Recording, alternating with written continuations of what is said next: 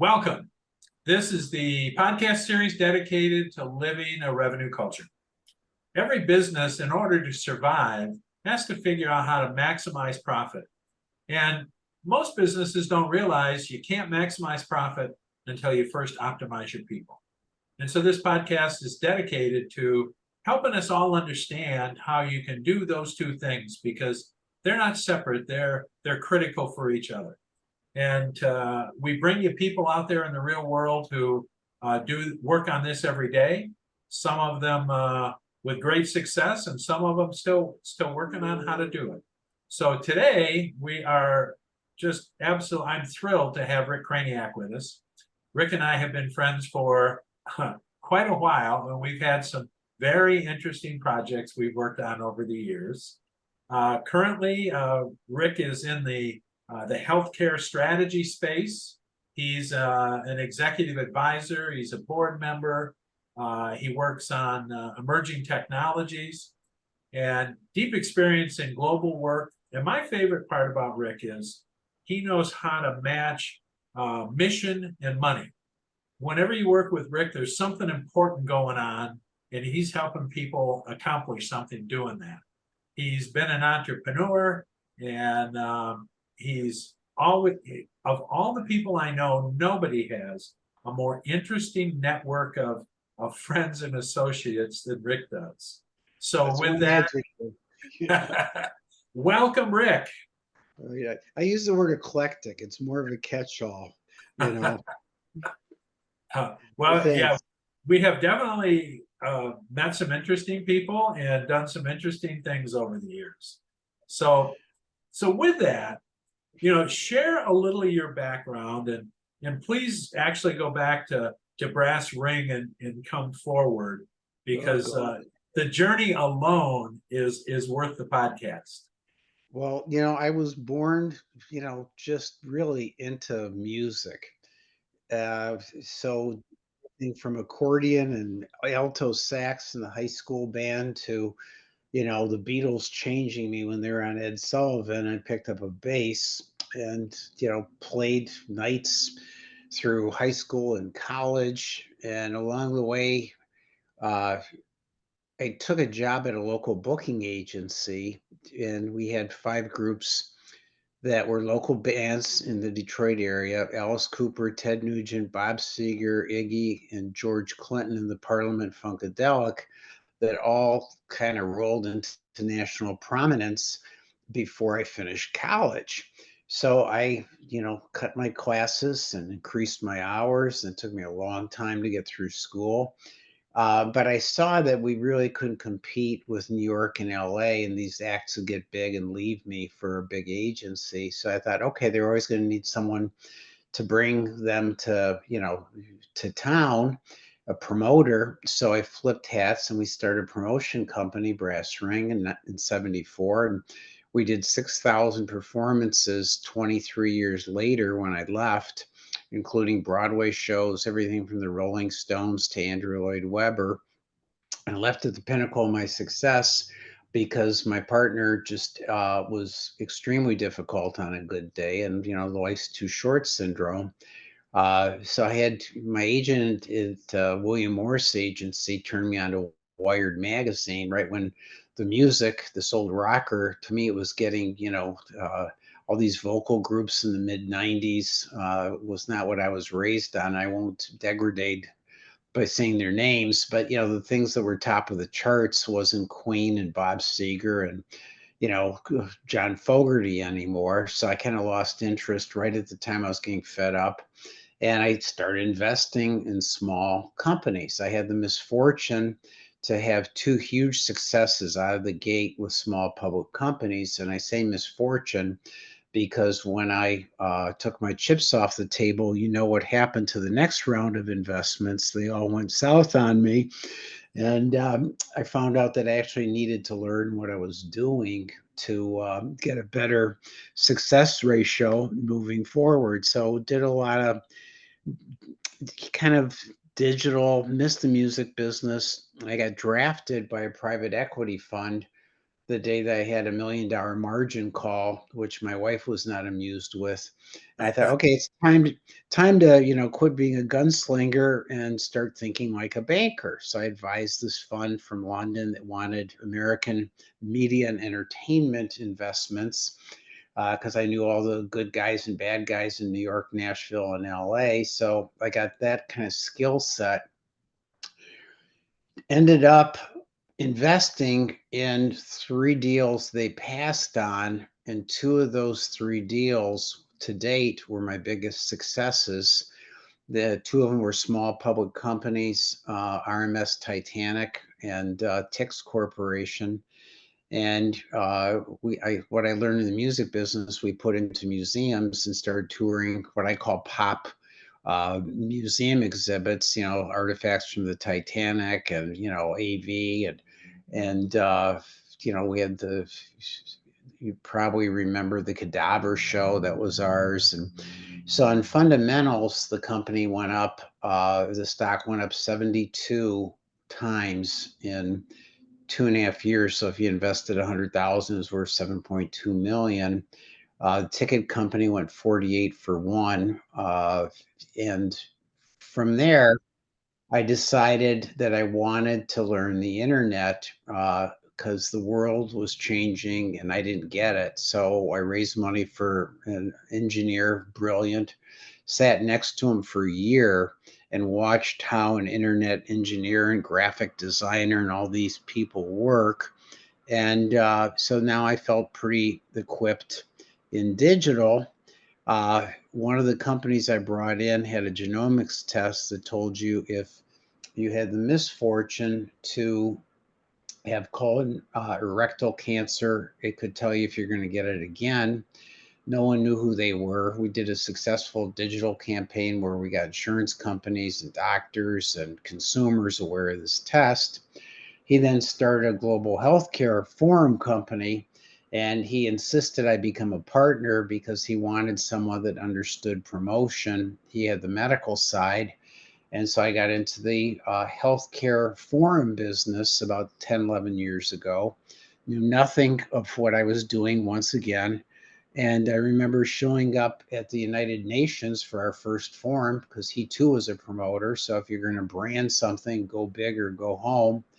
And I was intimidated listening to people talk about molecules and things that were as abstract to me as astrophysics. Actually, I knew more about astrophysics than I did molecules when I went in there. But somehow, I crawled my way out of the paper bag and learned about devices, diagnostics, drug discovery. We had a nice run with Cavendish Global. We matched family offices that would take more risk for something socially impactful and an unmet medical need, and companies that were way too early for private equity or legitimate funding. And we did well in, matching, one family, we own a Helmsley's real estate fortune. The grandson started a diabetes foundation, venture fund, lab, because his son had type 1. This is public knowledge. So I'm not saying anything out of school. So you get examples like that. So he'd take big risks in diabetes solutions where other people wouldn't because he was passionate about it. So it was a new model. No one was really tuned into the power of the family offices at that point in time. Now there's an event on every street corner every week, it seems. But we were early on that one too. The success story spoiler was this thing called COVID. And all of a sudden there's no more live events. So we can't be at the Cleveland Clinic or La Jolla or Oxford University in the UK. So we went online. Went nice there. But people got online fatigue because, after a while, everyone saturated that and our attendance went down. We couldn't take money in good faith from companies looking to raise money if we knew there weren't going to be a lot of investors there. So we folded up our tent with Cavendish, we had a nice run, because returning to live events, the attendances were down 50 to 80% after COVID, and we couldn't make the economic model work. So I kind of learned healthcare over there. and then pivoted to something that moved faster than drug discovery. At my age, I picture a molecule being approved 20 years from now, and someone telling me when I'm in a nursing home in a rocking chair with a hearing aids that we got approval. So digital and hospital at home and all these new sexy things coming into healthcare then floated my boat. So I raised money for companies in those areas, and I'm active now in consulting some wonderful companies in that. And in climate, because I'm as alarmed as the rest of you, maybe more, as to what's going on. And, again, something fell in my lap I knew nothing about. And we're working on in the carbon credit market, deep and wide, educating companies as to the benefits, some of the new reporting they're going to have to start doing next year on their balance sheets. And some of the international requirements coming on with carbon reduction from here henceforth. So I know that's long-winded, but you asked the question, and that's my answer. Now, Rick, one of the things I've always admired about you is the things you invest in aren't just good business. They tend to be good for people or good for the planet. Is that a part of your purpose and part of your mission? Yeah, it in the old days, no, one could say that although musically socially redeeming, making money on an AC/DC concert doesn't have real big social impact. Um, but now it's really important to me. And if there's enough things that have purpose that are out there, there's so many emerging markets that, you don't have to go too far to find opportunity there. Yeah, and you seem to find entrepreneurs or people who'd like to be entrepreneurs who have a purpose themselves. One of the things we've learned about uh, creating a revenue culture, it almost always starts with purpose. How do you find these people? God has a sense of humor, and she has sent these people to my doorstep usually, one way or another. I'm introduced to them by someone, or, meet someone on an airplane, or, it's just serendipity or angel work or whatever term you want to use it. Because I really don't recruit a lot. I post things that I'm interested in on LinkedIn, but other than that, I don't really market myself. Wow. And you know, you've, as you said, you've had a career from the 70s to today. And as you look at the the entrepreneurs out there today, do you see a lot of purpose-driven entrepreneurs or people who are in this to actually make a difference? Absolutely. This generation is, and when I say this generation, you can really call it, 40 and under. You've seen the same stats I have. What's important to them is different than what was important to us growing up. And there's so much more information available to stim people with the internet that it's just got a, massive multiplier effect to it. Interesting. So when you look at these, you have and you and I've worked on a bunch of stuff together, and I have one vision. I look at things and say, can I take this to market and sell it? But you have a much bigger vision. You think of this as having a place in the world, and where will the world adopt this and invest in it, and you know do you have a method you do, or is it just you've learned it over the years? No, I think it's just you work on gut first, and you just feel something resonates with you. You look at the person, you think how compatible you may be to work with them, and then you start digging deeper. And then I call someone like you, who's my lightning rod of reality from what I see into the real world awareness you have on a day-to-day basis of defining, crystallizing, polishing, and then defining again. Your classic line is, Rick, I heard you say this, but do you mean that?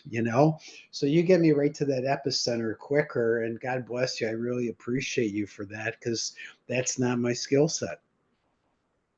And how do you think about the organization for these entrepreneurs? Do you pay much attention to their team? Because that's one of the things that we think is really important is how the entrepreneurs build their teams. Yeah. So it depends what they want to do and where you're going to go with them.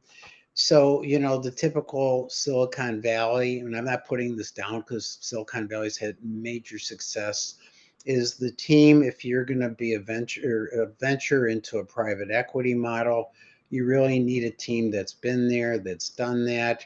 One might look at where they got their MBAs from, all of that. So, if it's a different route to market, that becomes much less important, and then you look at the person, you try and figure out their, kind of makeup. You look at the team collectively and just say, are these people compatible to work together? Or do I sense a problem because there's already a little bit of a rub with these two and it's only going to get worse? So you try and look at it holistically from a different set of lenses and figure out what's appropriate in that situation. Yeah, as you look at the kinds of things that are coming into the market today, and whether one that you introduced me to a couple of years ago was food related, and you mentioned carbon credits, and we certainly have the AI stuff coming. What do you see are the things that this next generation of entrepreneurs are going to pay attention to? um, from a founder standpoint or from a funding standpoint? From a founder Well, standpoint, yeah, start with the founders. I think what I'm seeing today is certainly there's three things that are going to keep life on earth. It's soil, water, and air. So a lot of people are looking back to the base, and health, obviously. So people are going back to the basics and looking at, like, well, what if you did this with water? Or, my dad was a farmer and he taught me this about soil. Or, you know, uh, the air is just so polluted in the red states right now. What can we do to reduce the carbon footprint? And there's all kinds of technologies, whether it's plant related or, I work very closely with an amazing research person, Dan Crescente, and he turned me on to a company right here in my backyard I didn't know of in the Detroit area. And they're attaching a device to big semis to cut the carbon emissions from trucks on our roads. So there's such a wide pool of opportunities just in going back to the basics of life, water, air, soil, and then health, which we've already talked about, that I would start there, because business is business and you always get methodologies and new software and this or that. But if you look at those as core categories, I think you'll see a lot of movement and action because of the need of the hour now. Yeah, interesting. Um, so when you look at the things you want to be part of, and do you work typically with another group of investors or attorneys, or do you have a group that you kind of carry with you? Now, I'm kind of a solo artist, but then, I kind of like to work with the same teams. On my side, I just mentioned Dan. There's a couple other people with different skill sets I work with, and I try and include them because as you get older, it's easier to put on a comfortable pair of slippers than it is lace up boots to your knees. And you know, uh, people you've worked with that know you, your weaknesses as well as your strengths, it's a lot more comfortable and easier than it is breaking in, new relationships. Having said that, you learn something from everyone you meet. So I always am looking forward to new interactions too, and I'm very open-minded to them. And how, you know, given your diverse history, how do you think that has changed you from, when you started out playing the bass to, today and the way you look at investments? Do you have a different purpose? Do you think about the importance of the outcomes because you create some really wonderful outcomes. So how do you think Thanks. about that? Well, again, just I'm the optimist. The glass is half full. Having said that, there's an urgency of the hour to fix the planet. And so when I think of outcomes, I look at timelines and I'm looking at things that can jump quicker, especially in, the environmental issues. And I guess from a mortality standpoint, again, drug discovery 20 years from now, I'm not interested in, I mean, I'm interested in it, but I can't put my energy into something that I won't see if it works or not, for a long period of time. I'm looking for some pretty quick validation. Whether the validation can be, I can fund the thing, which will give them the oxygen of growth that they need, or I've got a different strategy that I think can accelerate sales, or I know two people, if they add them to their team, 2 plus 2 equals 47. So I always look at what that accelerator can be for something I'm interested in to try and figure out, is there a way that I can put some components together to make it work so I can work on it? One of the things that's always been fun about working with you is you seem to come up with new ways to do business all the time. You know, That's one choice of words. well, where do you get the inspiration, and then where do you get the willingness to suggest things that other people have never even thought of? Well, I've become fearless. Fear of rejection has diminished. So if people look at me with that glazed eye stare, it doesn't bother me the way that it used to. But I just ask, creator for inspiration every morning, just like, okay, point me, and, I get directed. And, then I think what really governs things is if something resonates with me right away, I know that it's got merit and there's a reason I'm here. Maybe it's not for the end game, but I need to go down this path. And then if something, doesn't quite ring well with me, I give it the benefit of the doubt. Uh, I look at it from a different perspective, have a different conversation. And then if it still doesn't feel right after a while, I wish the person or the company well. I always try and give them an exit where maybe I send them to someone else or make some free suggestions, but I don't engage. Yeah, interesting. Now, you have a lot of your work is really about, if you're talking environment and water and soil, that's a global kind of approach. I mean, everybody cares about all of those. Do you intentionally do a lot of work that is global, or do you tend to do mostly things in North America? No, I've just most of the companies I work with are here. I've done work with, British companies before. It's just the way that it evolves. And if you have something good here, technology wise, it'll spread. So eventually it will be global if it's meant to be. If it's a local solution, then it just stays isolated to its geography. So, what advice do you have for uh, new entrepreneurs, for people who want to approach the world in many ways the way you've been doing it the last 20 years?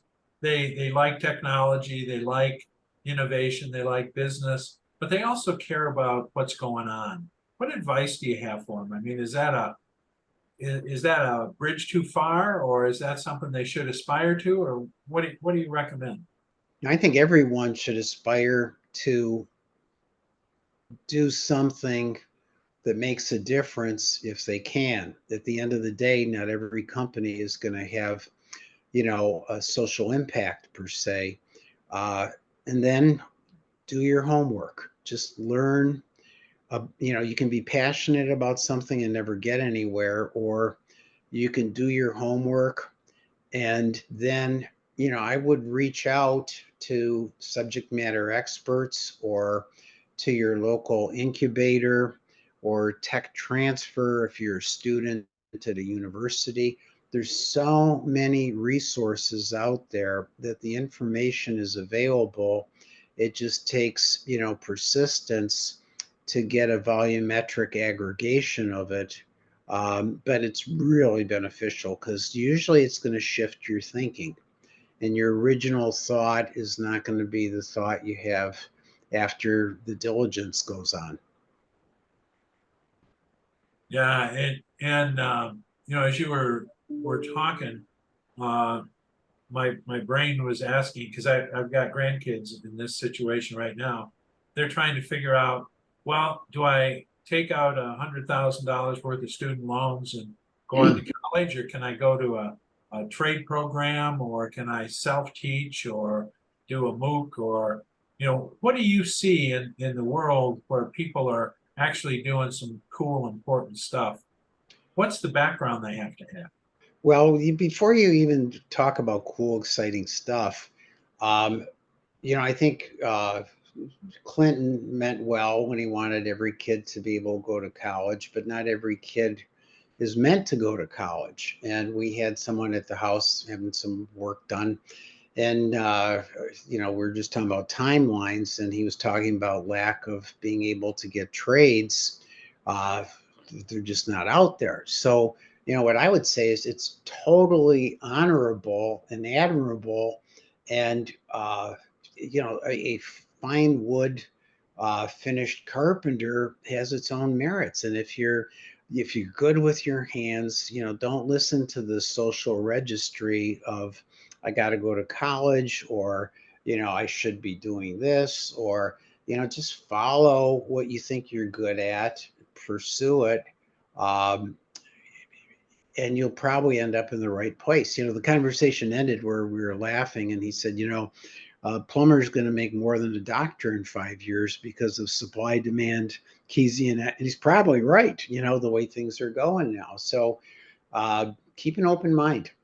Just keep a really open mind. Follow what you like, and then figure out the path to get you where you need to go to. Yeah, so now I'm going to ask you the question at the other end of the kind of age continuum, as opposed to you're the young person.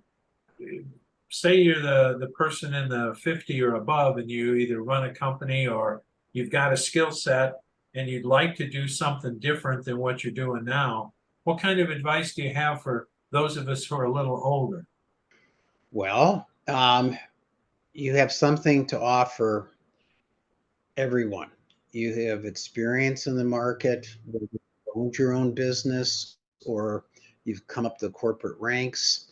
Um, Value what you have as an asset, and then take a look at how you could transfer that asset into something totally different. And there's a lot of advisory work that's available now.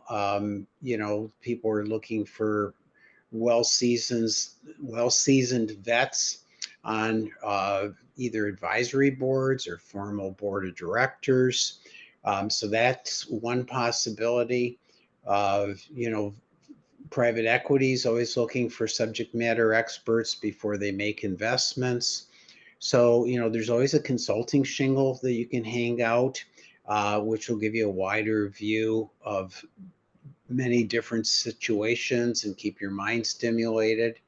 I think that coming out where it's interesting is, I've talked to multiple people, and they feel there's an age prejudice where they have all this to offer, and yet companies aren't going to hire someone in their 60s, late 50s. I'm sure the imaginary line is different depending who you talk to and where you go, but you have to be aware of that too. It's just a reality. And I had, without naming names, I had one company that should have gotten funded, and both the CEO and the chairman were 68 and 70 respectively, and no one would touch them. The fire in the belly, and they weren't diverse. And so many people coming up had a pretty, I'll just say it, a white company, a white board, white management team.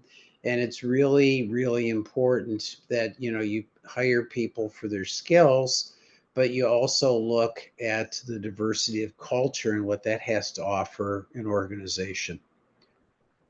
Yeah, interesting. Yeah, I hadn't thought about that part of that. Do you see? Yeah, I've read a series of books lately talking about the civil rights movement when I was in high school and college, and I realized how totally naive I was about what was going on in the world around me at that point. Oh yeah. Um, I mean, Been there, done that. I was raised in a segregated city, Dearborn, Michigan, home of Ford Motor Company, and we had four nationalities of white people there, and that was it. So I'm in the same boat you were. And then you go to college, and then things open up a little bit, and uh, then the music business things opened up more. I worked, worked with so many great creative people. I was introduced to the gay community in the entertainment business, and you just keep broadening. And then travel introduces you to other ethnic groups and races as you travel the world. So it's just you just keep opening up to it, and it's like you just evolve, I guess, as time goes on. yeah, and that diversity today is so transformative to many of us who were brought up in naive kinds of sectors of the world. It's pretty cool. I had coffee with a native elder. I mean, really pretty far up the native spiritual food chain. And he said to me, "You need to write a book." And I said, "I'm not going to write a book about the music business." He says, "No." He says, "You need to write up a book that is growing up white." And I said, "Well, who would want to read that?" He says, "Are you kidding me? With the world the way it is, your perspective on your limited view is of importance." So, I just never thought of it like that. I always thought of it as the opposite. Yeah, yeah, it's interesting because I do think about how much I didn't know frequently, and it would be an interesting book. I still don't know a lot frequently, so nothing's changed in that regard. You, you do realize this is the longest conversation we've ever had without you giving us a pun or a joke. Well, I'm aware of who the audience may be that you rebroadcast to, so I'm controlling myself a little bit. See, that's something they should know about you. You're one of the best ad lib people I've ever known. If you ever got tired of playing the guitar, you should have been doing stand up. Well, the world's got some dark spots, so if you can break a smile from someone when they're having a tough day, or they're getting too serious, I think it has merit to it. Okay, Others would other if you heard some of my puns, you would disagree, but that's the way I feel. So there. I was going to say I've been hearing your puns for over 20 years. I never get tired of them. And the thing is, you're so fast. When you see my caller ID, you have a pun ready before you even say hello. Well, you call it fast, others call it manic. One man's ceiling's another man's floor. So here's my last question for you. As you've gotten to focus in, these wonderful areas of soil and air and the like, what's the advice you have or the final word you'd like to leave us with? Because in the Living the Revenue Culture podcast, we believe purpose is one of the fundamental elements of being able to do value transfer to your ideal client market. So, and many of the things you're working on now are purpose-based, but in general, what would you say to people who want to both make a difference and make money? What's the advice you have? Well, if you make money, you can figure out a way to make a difference, certainly. If you're a corporation, you can do things to help your employees, whether it's wellness visits or, when I was working with the Illich family that owned the Tigers and the Red Wings and Little Caesar, Denise Illich was one of the first people at Little Caesars headquarters downtown to have daycare for moms that worked there. So the mom would come to work, the child would go downstairs. They had really good trained professionals. Mom didn't have to worry when she was done with work. The child was right there. So, there's always a way to add purpose to your work, especially if you own your own business. And then is if you lead with purpose, you'll probably figure out if you're passionate about it and you do your homework, you'll probably figure out a way to make money or get a job with it or make a career of it. So I think, the two are handshakes. Yeah, and it's interesting as we consult with organizations who want to build a revenue culture. Exactly what you said is our belief that if the organization has a purpose, it attracts employees that are typically committed to or compelled by the purpose and feel fulfilled personally when they're engaged in it. Yeah. Now I mean, if you look at the top 100 companies to work for, they kind of live what you just said. Attracting, talent now, money's important. Quality of life is important, or you wouldn't see, the exodus into Colorado and some of these other states that have a more vibrant footprint of nature and not quite the density of some of the big cities. So, yeah, if you want to build purpose, if you want to build a company, you're building happiness at the end of the day, and I know we all want to be happy and we get in our own way.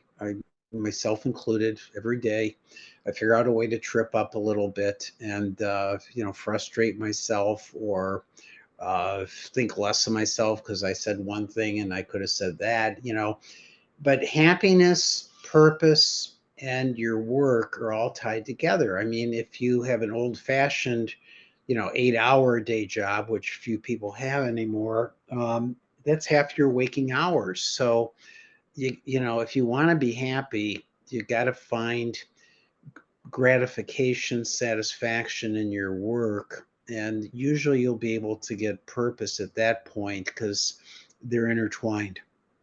Yeah. Yep. Yeah. That's one of the other things in my life. I've only ever had one job I wouldn't do again because I enjoyed them all because I learned something from every single solitary one of them. And I guess I'm just crazy curious.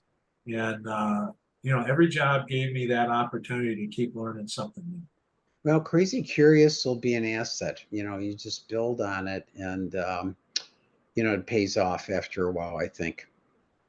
Well, I want to thank you for joining us today. This has been fun. No, I think usually I'd pay for professional services to be able to talk like this for this amount of time, and you didn't charge me, so thanks. Well, the next time I'm in Michigan, I'll let you buy me a coffee or something. So Yeah, we'll go look for bear, near your cabin up there. I'm going to get you up there one of these days. Yeah, well, I love that part of Michigan, so it won't be too hard. Okay. Well, great. Rick, thank you very much. And for the rest of you, thank you for joining us. And we do these twice a month. So hopefully you'll be with us for the next one. I thank you all.